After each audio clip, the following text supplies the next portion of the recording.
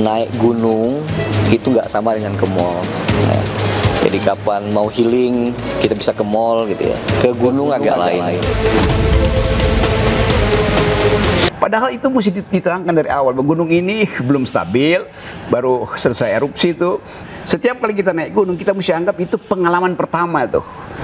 Punggung gunung itu, sebelah kiri adalah jurang, sebelah kanan jurang ke arah Danau Segara Anak. Jadi betul-betul kalau tidak hati-hati, Rinjani bukan sekedar salah satu gunung tertinggi, itu gunung terindah di Indonesia tuh. Untuk membahas hal ini lebih lanjut, pemirsa, kita sudah bergabung di studio ada Bung Rocky Gerung, pengamat politik yang juga memiliki pengalaman dalam mendaki Rinjani, kemudian juga ada pengamat hubungan internasional Ibu Suzy Sudarman, dan juga kita sudah berusaha untuk menghubungi salah satu tim SAR yang mengevakuasi jenazah Kafid Asadi yang sebelumnya juga berencana akan bergabung melalui sambungan Zoom bersama The Prime Show malam hari ini. Selamat malam, Bung Rocky, Malam, Bu Suzy. malam. Baik, Bung Rocky, kalau kita lihat rute Rinjani ini kan juga bisa dibilang salah satu gunung tertinggi di Indonesia gitu. Bagaimana nih pengalamannya mendaki Rinjani saat itu? Rinjani bukan sekedar salah satu gunung tertinggi, itu gunung terindah di Indonesia tuh. Karena saya berkali-kali menemui Dewi Anjani. Puncak Rinjani itu namanya Dewi Anjani itu. Tetapi Rinjani juga sangat berbahaya karena setelah ketinggian 3.000 menuju Anjani itu dia udah terbuka. Jadi savananya udah hilang, tinggal gundukan pasir. Dan tempat nginap, tempat bertenda terakhir namanya Pelawangan. Dari situ ke arah puncak itu kita sebut jalur 3 in 1, artinya naik 3 langkah turun 1 langkah karena dia pasir gitu. Dan angin di situ itu cukup kencang di situ. Punggung gunung itu, sebelah kiri adalah jurang, sebelah kanan jurang ke arah Danau Segara Anak. Jadi betul-betul kalau tidak hati-hati, ya itu meleng, mungkin kehilangan sedikit kepastian jalan itu 1-2 detik itu bisa oleng, dan oleng dalam 2 detik itu artinya jatuh. Jadi gunung itu memang indah, tapi sekaligus kehati-hatian dan kewaspadaan itu harus jadi prioritas para pendaki itu. Baik, Bung Rocky pernah melewati titik jatuhnya Juliana itu di mana? Kalau misalnya dilihat itu kesulitan treknya gimana, Bung? Dia bukan soal kesulitan, soal kehati-hatian. Karena jalannya biasa aja, tapi kiri kanannya itu adalah jurang. Dan jalan itu jalan pasir. Jadi bisa merosot itu. Nah, pendaki yang baru, apalagi kalau di jalan malam, dia mungkin kurang perhatikan soal-soal itu. Dan itu yang saya kira penyebab pertama tentu kehati-hatian, tapi itu udah terjadi. Nah, sekarang kontroversinya adalah kenapa pertolongan pertama tidak terjadi, kan itu yang jadi kontroversi. Bahwa semua kita pendaki itu nggak ada warga negara, kita semua menganggap kalau saya kesulitan di Nepal, saya naik ke Himalaya ada kesulitan, maka pendaki dari Eropa langsung bantu tuh. Kalau saya pernah naik ke Gunung Elbrus di Rusia itu, juga semua pendaki itu merasa kita ada di dalam kegembiraan yang sama, kemanusiaan yang sama, dan kehati-hatian bersama tuh. Jadi nggak mungkin ada ya karena di warga negara maka patriotisme, nggak ada. Ini jadi pecinta alam itu selalu ada di dalam kesatuan, semacam esprit de corps yang betul-betul hanya demi mencintai alam tuh. Baik, kan ada rencana SOP pendakian Rinjani khususnya ini tuh tidak boleh untuk pemula, setuju nggak, Bung Rocky? Memang harus begitu. Dan sekarang saya perhatikan itu di Instagram tiba-tiba yuk naik gunung, ketemu di mana itu backpacking gitu kan. Kan itu berbahaya kan. Banyak yang FOMO juga, Bung. Iya, apa namanya, fear of missing out gitu kan. Jadi ikut-ikutan tuh. Padahal kita tahu bahwa saya misalnya, saya udah 40 tahun naik gunung itu. Setiap kali kita naik gunung, kita mesti anggap itu pengalaman pertama tuh. Jadi prinsip aklimatisasi, baju panas, menghitung jumlah oksigen yang mesti dihemat segala macam kan. Jadi tetap mesti ada prosedur tuh, karena ini olahraga berbahaya tuh. Walaupun kita tahu bahwa ya makin lama sebetulnya makin aman tuh naik gunung karena ada peralatan teknologi. Tetapi banyak yang hanya ingin cari untung. Misalnya Rinjani itu setelah 2-3 tahun lalu gempa kan puncak gunungnya itu dulu bisa 20-30 orang, sekarang mungkin 10 orang udah sempit kan. Padahal itu mesti diterangkan dari awal, gunung ini belum stabil, baru selesai erupsi itu. Demikian juga aturan untuk naik maksimal 10 orang per 5 jam misalnya, ini nggak ada kan, tiba-tiba semua bergerombol di situ.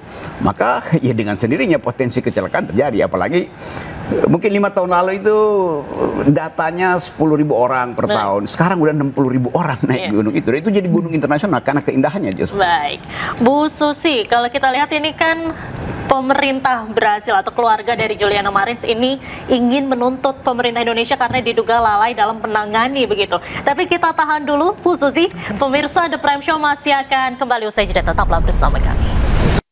Untuk membahas hal ini lebih lanjut, pemirsa, kita sudah bergabung di studio ada Bung Rocky Gerung, pengamat politik yang juga memiliki pengalaman dalam mendaki Rinjani, kemudian juga ada pengamat hubungan internasional Ibu Susi Sudarman, dan juga kita sudah berusaha untuk menghubungi salah satu tim SAR yang mengevakuasi jenazah Kafid Asadi yang sebelumnya juga berencana akan bergabung melalui sambungan Zoom bersama The Prime Show malam hari ini. Selamat malam, Bung Rocky. Malam, Bu Susi. Bu Yandra. Baik, Bung Rocky, kalau kita lihat rute Rinjani ini kan juga bisa dibilang salah satu gunung tertinggi di Indonesia gitu. Bagaimana nih pengalamannya mendaki Rinjani saat itu? Rinjani bukan sekedar salah satu gunung tertinggi, itu gunung terindah di Indonesia tuh. Karena saya berkali-kali menemui Dewi Anjani. Puncak Rinjani itu namanya Dewi Anjani itu.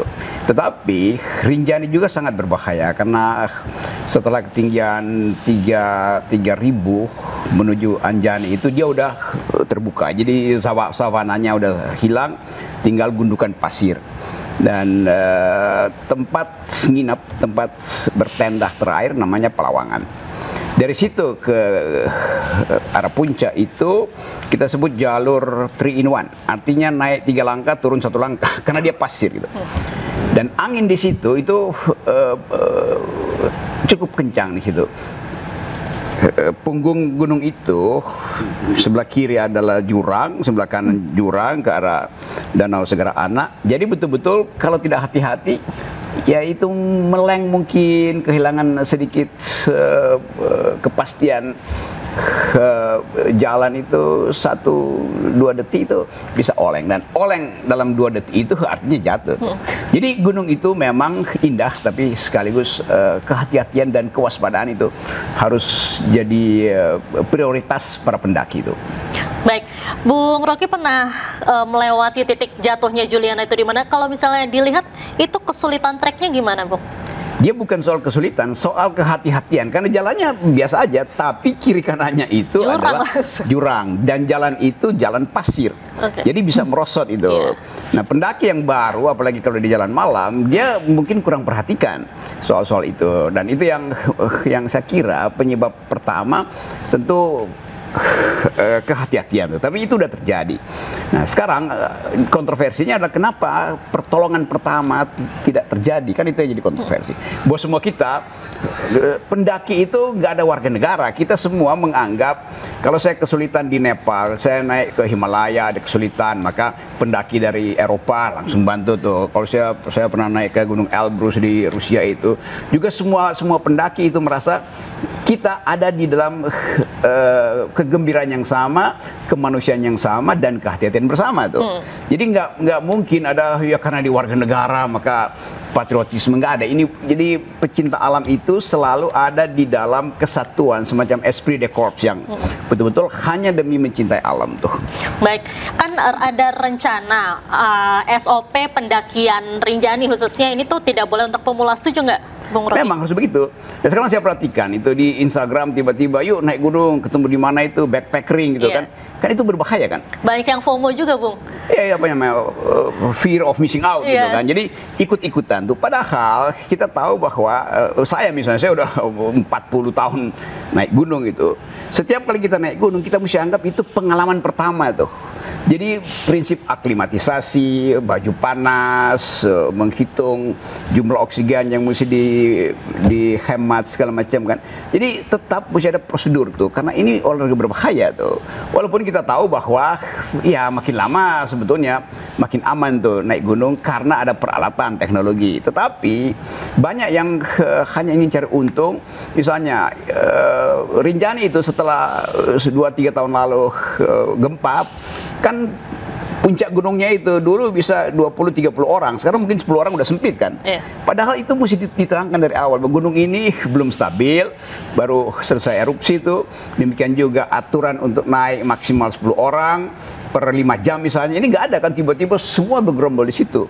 Maka ya dengan sendirinya potensi kecelakaan terjadi, apalagi mungkin 5 tahun lalu itu datanya 10.000 orang per tahun, sekarang udah 60.000 orang naik gunung itu. Itu jadi gunung internasional karena keindahannya justru. Baik, Bu Susi, kalau kita lihat ini kan pemerintah Brasil atau keluarga dari Juliana Marins ini ingin menuntut pemerintah Indonesia karena diduga lalai dalam menangani begitu. Tapi kita tahan dulu, Bu Susi. Pemirsa The Prime Show masih akan kembali usai jeda, tetaplah bersama kami.